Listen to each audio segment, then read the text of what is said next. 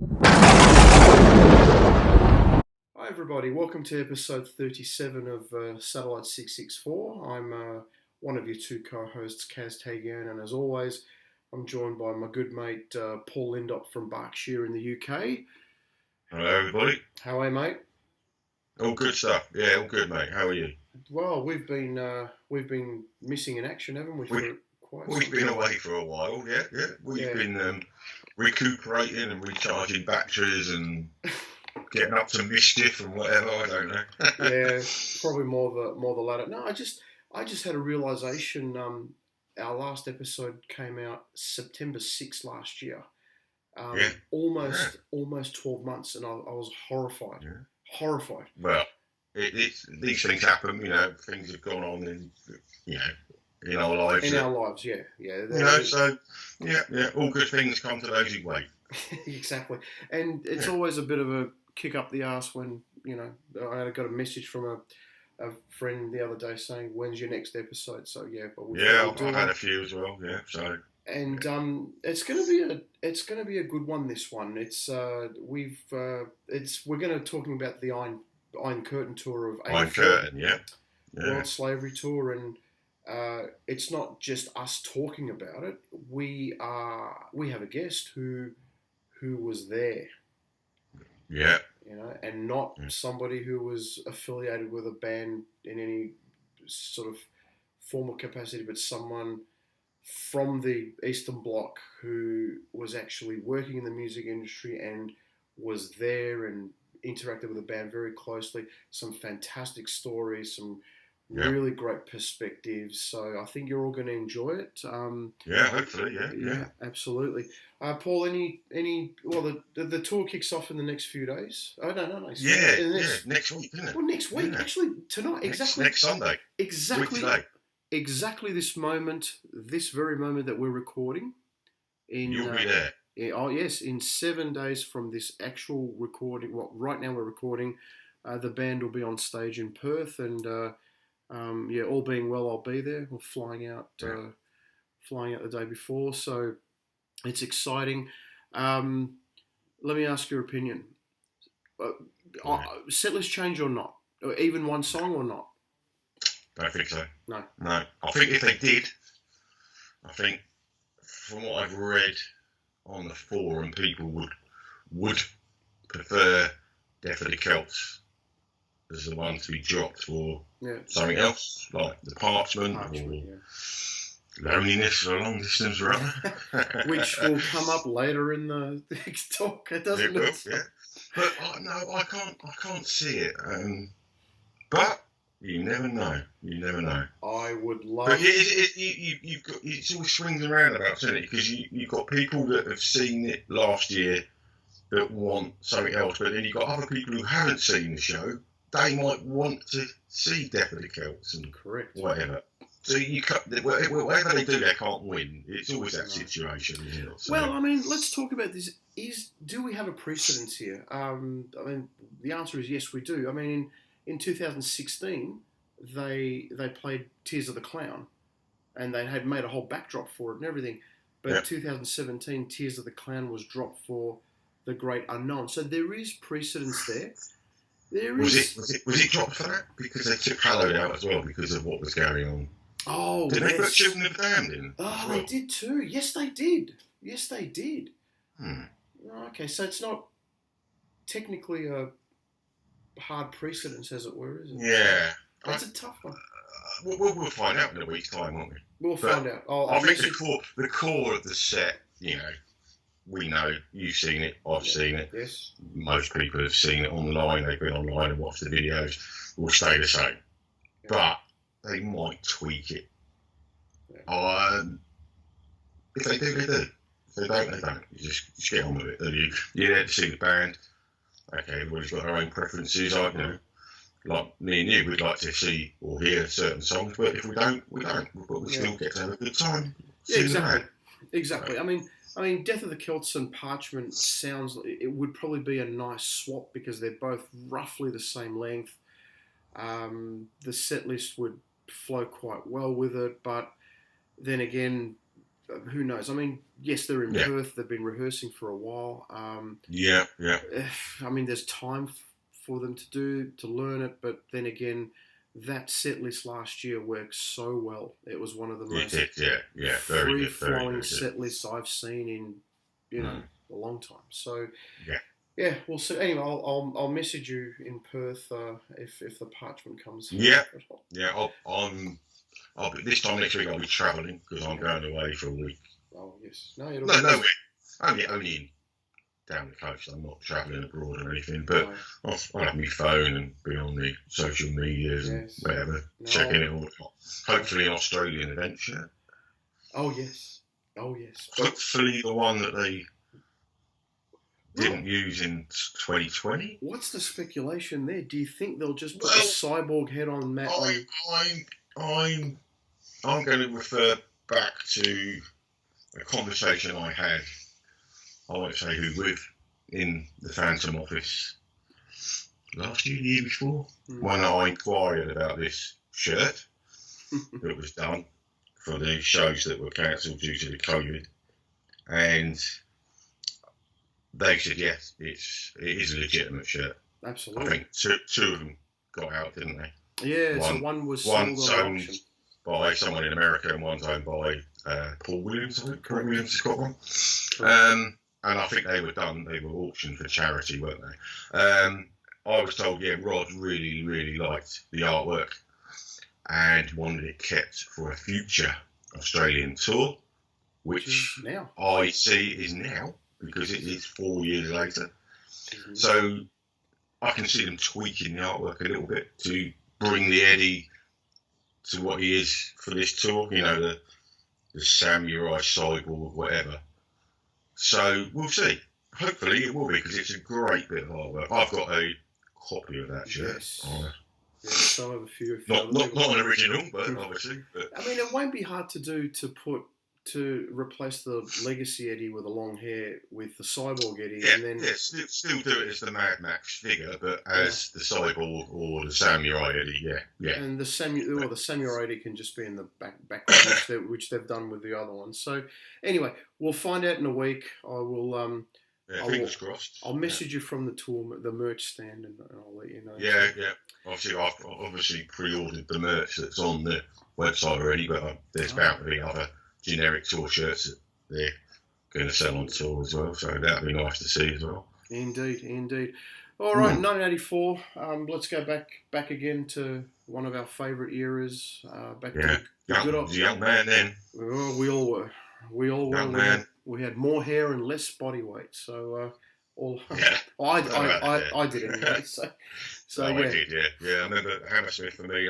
That's all great, brilliant, incredible. Let's go and delve into the Iron Curtain. Yeah, and have a nice chat about that. Yeah. Everybody, welcome to the show. A dear friend of mine, Tatjana Hobson. Now, we're talking on the topic of the Iron Curtain tour of 1984 in Eastern Europe. Of all the guests we've only had one person that had attended that tour, and that was Keith Wilford. And now we've got somebody who was actually working at the show and was part of the music industry back then. Tat, welcome to the show. Thank you. All right. Now, let's hope we don't have any glitches this time with the technology, because we were having a wonderful chat before, and we're taking two on this one. Now, Tat, just briefly tell us about how you entered the music industry in the old Yugoslavia back in '84. Well, it was very different times, as you know, and as everywhere else it was. But in Yugoslavia, firstly, Yugoslavia was one country and had Slovenia and Croatia and Serbia all in one country. And we were really quite a big music fans. We loved our music, and we still do. And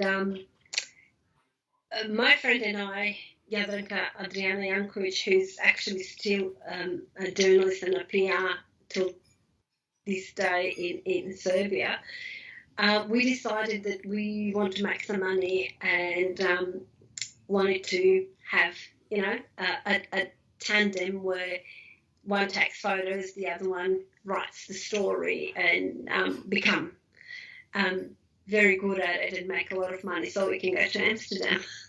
I never told you that story, Kaz, until recently. So the first concert we actually went to and tried to get in without any backstage passes or anything was actually Uriah Heep, which was on the 1st of December 1983. And we managed to talk to stage manager of Uriah Heep back then, Johnny Allen, who's worked since with bands like Motorhead and then Guns N' Roses. Is that the Johnny Allen who now works for Maiden? Does he? There is a Johnny Allen that is a production manager for Iron Maiden. Yeah, he works for Phantom Music. Yeah. I will have to check that. It might as well. I haven't been in touch with him for so many years, and it would be fantastic to hear that actually he's still in the industry. Because he actually let us in to meet Uriah Heep, and we did an interview.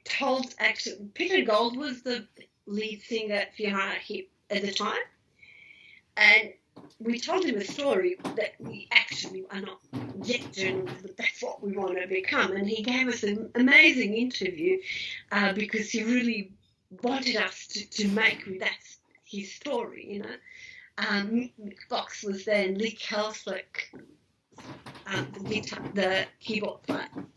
So it was my birthday actually, and I have I showed Kaz. I have "Happy Birthday" from Uriah Heep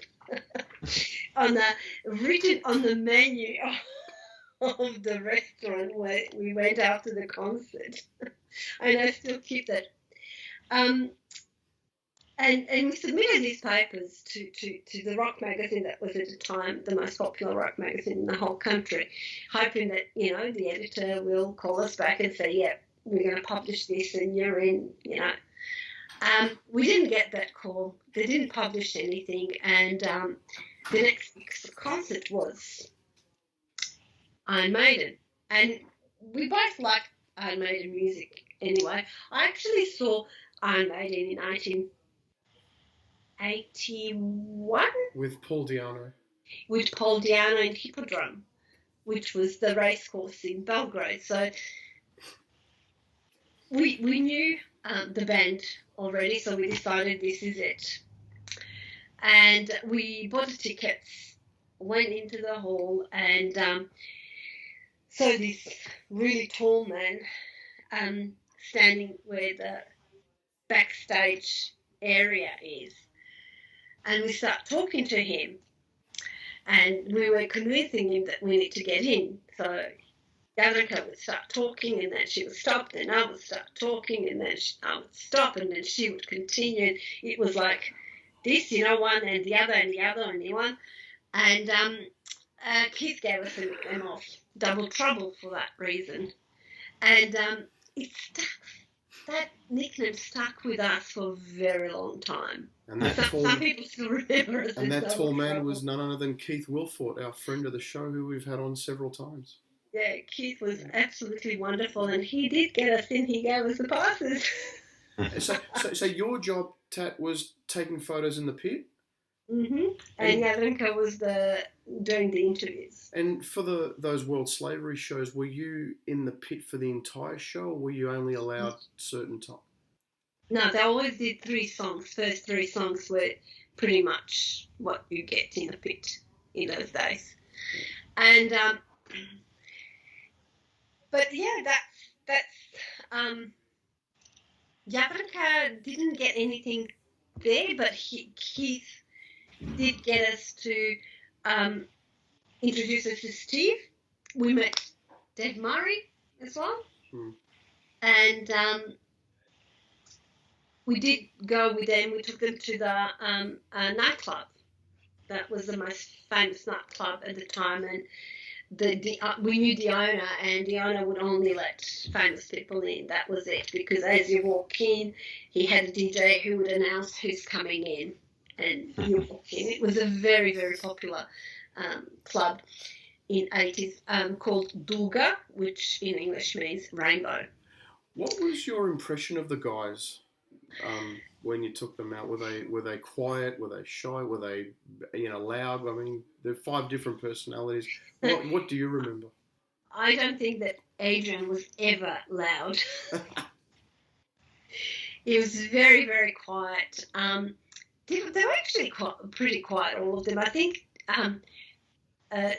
Dickinson was the only one that was bubbling all the time and being really quite active and wanting to do something all the time. The rest of them were pretty quiet. Like Steve, especially I was surprised with Steve Harris, who was a beast on a stage, and he was pretty quiet.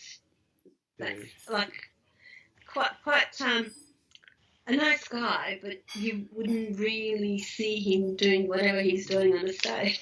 No, he still is very, very quiet. He has 2 personalities. Yeah. So I think early '85 they released a home video called Behind the Iron Curtain, and it was really showcasing that whole snippets from that tour, mainly the footage from Poland, Hungary, and for those of us living in the West, we sort of got the impression that these were very closed up countries, obviously under communist socialist rule. But what was Yugoslavia like? Was it also very much like that? No, because you're right. Yugoslavia was not like that, really. We were quite free to go anywhere we wanted. We didn't need any special permission. So we could go to East, we could go to West, and that's why our passport was quite valuable in those times. And I remember going anywhere, I had to really be careful that no one steals it. We were very big on our arts and music, really big, especially music. The scene in Yugoslavia was quite strong as well, with our own music. Mainly, actually now looking back and getting my husband to listen to our music, he tells me, oh no, that's not that song, that's this song. We did probably, copy a lot of foreign music, and we would hear foreign music mostly on Radio Luxembourg. You probably would remember those, Paul. I do, yeah. I remember Radio Luxembourg, yeah. Yeah, so a lot of that came through it, but and so our musicians, tried to copy that style, that music, and the rest. So it was really quite big. We're passionate people, so when we go to a concert, we're really involved. We give to the performer as much as we take out of them, if you wish. So we have really good audience, and if you ask any performer, I thought that's the standard line that they give, when they say, oh, you're a great audience, best audience, I really thought it was a line, but coming in Australia and seeing some concerts here, I think that we're a really good audience, much more engaging than anything I have seen. Yeah, and maybe it's because of that hunger, for good quality shows that we didn't really have just everywhere. We waited for months and months and years sometimes to get a really good show. So we had that hunger, I think, as well. Would you say Iron Maiden in 1984 World Slavery Tour was the biggest show in Yugoslavia in that year? Was that fair to say? Or actually, was it the biggest show ever? No, I don't know. I couldn't say if it was the biggest show ever, but it was definitely the biggest show in that year. Wow. Definitely that year was the biggest show, biggest production, biggest stage. Yeah. Definitely biggest stage at that year. And the footage we see on the home video, there's a lot of, especially from Poland, a lot of the security forces were there, the military, sort of keeping a very careful watch over the crowd. You sort of almost felt this Big Brother always looked. Was that the same? Was that your experience in Belgrade? No, we didn't have the military. We had military only on the football games. When there were derbies. You can relate to that, Paul, can't you? Yeah. Exactly, you know what I mean. But no, we didn't have. We had really freedom of. We were not of going to concerts. It was all normal. I mean, there was security, of course, but nothing extra special for the concert like anywhere else. And any other concerts, because we did have, like as I mentioned, Uriah Heep was before that. We had in the 70s, Tina and Turner came to the concert as well, and many others. I don't remember the 70s. I'm not that old, but I know that my brother and my oldest cousins, were all going to the shows. I think one of my first one was that 1981 Hippodrome. On the Killers tour with Paul Diano. Where I saw, yeah.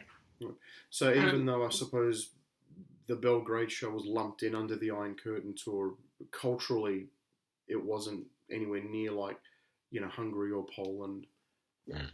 No, I think that the band was surprised as well. They were quite, I know they were commenting that they quite taken by it because they didn't know what to expect. And they were really, really quite taken by it. And I don't know, maybe that's why they decided to start a tour in 1986 from Belgrade.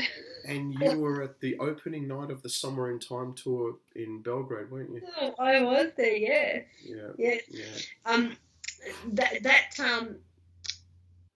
Jadranka Adriana, who actually was supposed to do the interview with them, was in England, I think, at the time. So I ended up doing the interview with them this time. And with Bruce Dickinson, actually, I did the interview mostly.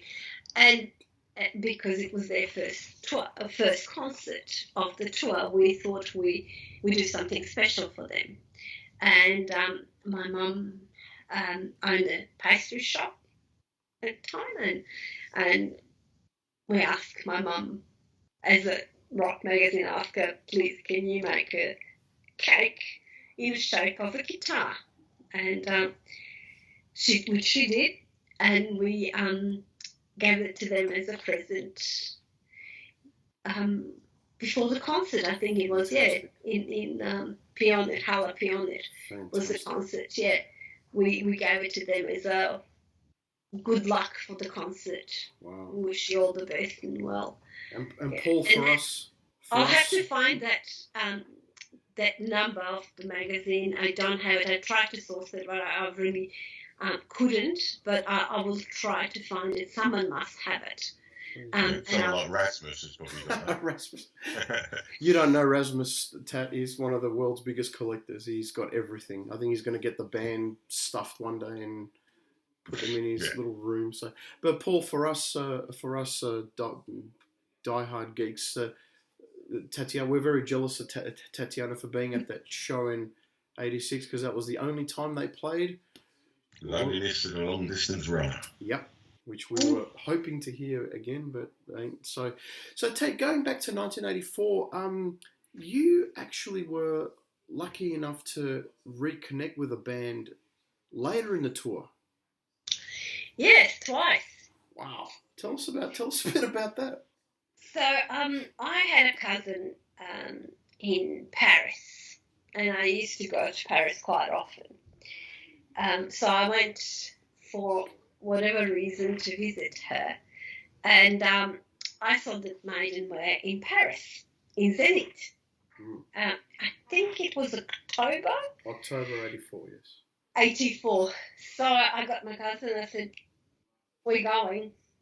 And we did go. I don't believe that Keith was there.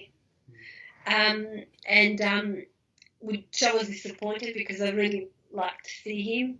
It was really nice, and say thank you to him again, which I did but I'll tell you that in a moment. And we did go and see them, and we did spend some time with them again. Then they were telling us that they're going to south of France. And as we were young and could, we said, okay, we'll see you there. And we then went on a train and went to Palavas-les-Flots. Was at the what was the town called? No, my brain's not working. Palavas-les-Flots and Montpellier. So it's south of France, so we went and saw them there as well, and had the pleasure to spend, which was really nice actually, because that was the first time I saw them in a small town, and realizing how much more everything was relaxed, because big cities are big pressure, and they're constantly dragged here, there, and everywhere. And when we saw them in Montpellier, they had time to stop, and then we even went together to a Luna Park. They took us on and kind of let's go. And you then realise that, like everyone else, they like to do normal things. And this is where I've learned a lot about them and got to know them as people. Both Nico and Bruce, who were really into piloting and doing the pilots. Actually, I think Nico was more advanced at that time than Nico Bruce. was the first one in the band to get his pilot's Yes, license. he did have already, flying, and because I love flying myself, so it was quite fascinating for me that, here he is just, wants to do flying, and he's doing flying. Wow. It was just amazing, and Bruce was saying that he's going to catch up, and it was really, those are the biggest memory that I have of two of them talking about the flying, especially Nico, and we got to spend more time with Nico, who was, I think, the biggest character out of all at the end. It's amazing how things have changed. I mean, of course, in 40 years, things are going to change, but the contrast, they invite you to just go and hang out with them in the south of France and just hang out and talk and have lunch. These days, they are, triple A-list celebrities, if that's even possible, if that's even a thing. Very, very. I mean, obviously they're 40 years older, and they've got families and wives, but they are just so big these days, so big. I mean, yes, they were a big band in '84, but they were still very much. I don't know, Paul. How would you call it? Were they kind of our band? They were like a small band of followers, but they were a fledgling band. But they were big enough, but they were small enough to interact. I mean, you hear the stories on the UK tours in the '80s. After the show, they used to come out and sign for everyone. Whereas these days, I mean, they are just a huge international band. You just can't get near them, So the UK leg, because I went to the UK leg of World Slavery Tour '84. They were still playing the smaller venues, like Hammersmith and places like that, which they didn't start playing the arenas in this country until '88. I think was 88. Birmingham was the first one they did, and Wembley. Wembley, but I think Birmingham was the first arena, wasn't it? They played, but like you said, they were a big band then, UK, but they were still doing the smaller venues, like because we didn't get the full production for that show at Hammersmith. We got scaled down production. We had to walk on Eddie. We didn't have the big Eddie. I think that was all that was missing. But like you said, they were a big band at the time, UK and America. But they were, as you say, it was more hardcore of a following then. Yeah, and somehow they were And big. not saying this, they haven't got a hardcore following now, but they're more accessible for people, I think, now, playing the bigger arenas and stadiums. That your casual fan could would go and see them. Where back in 84, 85, 86, it was more the fan of the band that would go and see them. Yeah, exactly. Well said. I mean, they were big enough but small enough to just hang out with you after the show. But now it's almost inaccessible because they are that big. They are so big. Yeah. So, Look, I think also they were much younger and full of things that they wanted to explore themselves. True. Because you can imagine you can't just show up somewhere as being a member of Iron Maiden without being noticed. So, but at the time, I don't think they cared as much because they wanted to experience all of the different things in all of the different countries that have been there. Except actually, Steve, I think, had a daughter, Lauren, from my memory. She was just born in 84. Yeah, she was just born. She was this big, the baby. So he was a little bit more, into the father mode already, where the others were a little bit more for, let's have fun. I also think as well, back in those days, they did more together as a band, didn't they? Yeah, they as outside of playing and whatever, and they did more together as a band. Where now, I know they sometimes all travel together, but they don't all travel together to the shows. So they all go separately. They do this, they do that. They obviously they stay together in the same hotels and things, but I think they do more together, or did more together back in those days. I mean, these days they do their own thing, don't they, Paul? I mean, exactly. Steve plays football, Adrian goes fishing. Dave Murray plays golf. Nick goes golf sometimes as well, doesn't he? And they take their wives with them. Yannick does his wander around wherever they're playing and finds the nearest Irish bar, doesn't he? So. I just run into him everywhere I go.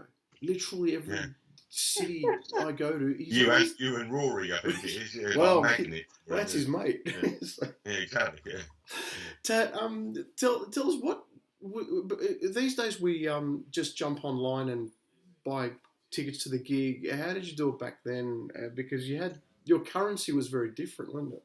Yeah, currency was different. The currency that I showed you was from the 90s, though. I think it was from 1993. The $500 billion dinars.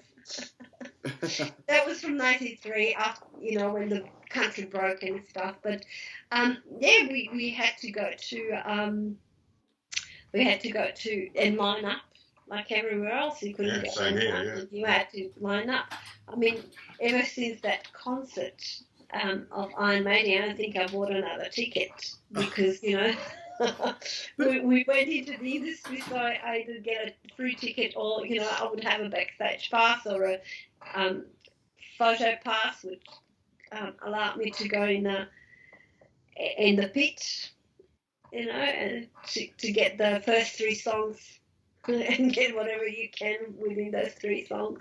But Tat, did you have to buy tickets in the German Deutschmark back then? Is that how? That was in 90s.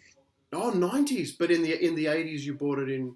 Yeah, you would 80s buy them. Was all fine, but in the 90s we had to because the country was completely done. Yeah. Fascinating. Yeah. Well, Tat, look, just to finish off, what other bands did you interact with in your job? Yeah, so Motorhead were really quite often visitors. Lemmy was an interesting character, and he used to love to come to Yugoslavia. We were in Ljubljana. I would have to check what year it was, to tell you the truth. I think it was late 80s. Unfortunately, he got a cut. Someone from the audience just somehow threw a little bit of razor blade and he cut his hand here. he finished the concert, and we had to make sure we get a doctor to come and does his wound. So that was something unexpected, out of the ordinary that we had. We were with them in Belgrade as well. Everything was fine, but in Ljubljana he got that cut. I'll never forget that, actually. He was pretty upset about it and did stop a concert to talk about and tell audience how upset he was, because he loved the country. He absolutely loved playing in Yugoslavia, Lenny. Yeah, there's always someone to... It was one idiot, yeah. Yeah, there's always an idiot. Right. Yeah, it was really, really upsetting. Who else? Wasp. We did that. Motley Crue. Warlock. Remember Doro Pesh? Yeah, you got to know Doro Pesh pretty well, didn't you? Well, we did. She was in Germany. She was a German, and we contacted her because we actually went and did Motley Crue. And we contacted him to see if we can do an interview with her, Jadranka, of course, to do the interview. And I took a photo, and it was that was our front page for this was another magazine called Ciao. So we had it on the front page in one of the numbers for that. Fantastic. Really, you've had a fascinating journey. You've had a very fascinating journey, and experiences that, guys like myself and Paul would have loved to have had back in '84. Actually, hanging out with them. I was a bit young then. Oh well, we all were. Hanging out with them in the south of France in a more relaxed atmosphere. So it's great. It's amazing to see just the difference in culture and music scene. It's very eye opening, and we really got perspective from that tour, from the video. The home video you do see it on that video, don't you? Behind the one curtain video, it's unbelievable. Right. Some of the stuff, isn't it? That's right. But to talk to somebody who was actually there and interacted with the guys closely just adds another dimension to our understanding of it. So there's one thing that sticks in my mind about that as well from the Poland. I think it's on the 12 Wasted Years documentary where they interview Dave Lights, and he says about the kids that never seen a can of Coke before, had they? Yeah. And they gave them out to them, so you can, here you go. They'd never seen a can of Coke. You think, 1984, Coke, one of the biggest selling drinks in the world at the time. Yeah. They'd never seen one. Yeah. Weird.